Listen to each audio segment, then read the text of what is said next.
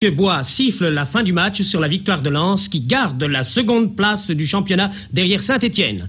Ici Jean Crinon qui vous a parlé du Stade Bollaert. À vous le studio. Ouf, encore un point de gagné. Voilà qui arrange vos affaires, monsieur Huss. D'ailleurs, depuis le début de la saison, le Racing Club de Lens que vous présidez, après avoir été joueur dans son équipe professionnelle, le Racing Club de Lens donc marche bien, très bien même. Et aussi bien en coupe qu'en championnat. À quoi attribuez-vous ce succès? Ce succès, je l'attribue certainement à la politique de jeunes que nous suivons depuis déjà de nombreuses années. Et cette année, grâce à l'entraîneur Fruchard, nous constatons avec plaisir que nous recueillons les fruits de cette bonne politique. Le football traverse actuellement une crise sérieuse sur le plan financier notamment. Or, en ce qui le concerne, le Racing Club de Lens semble avoir moins de difficultés que les autres clubs. Pourquoi?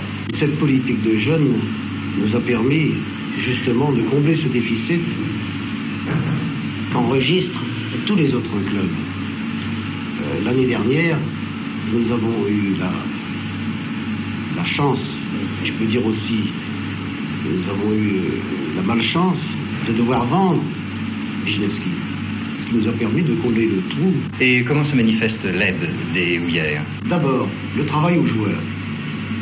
Tous nos joueurs sont occupés au mines. Ils ont un emploi, ce qui nous permet, nous, Racing Club de Lens, de diminuer le traitement football. Ce sont des semi-professionnels. Ce sont des semi-professionnels depuis toujours, depuis 1934. Le Racing Club de Lens a des semi-professionnels. L'intégration des joueurs à l'intérieur du personnel doit poser un certain nombre de problèmes. Alors pourquoi les houillères viennent-elles manifester une aide quelconque à une équipe de football?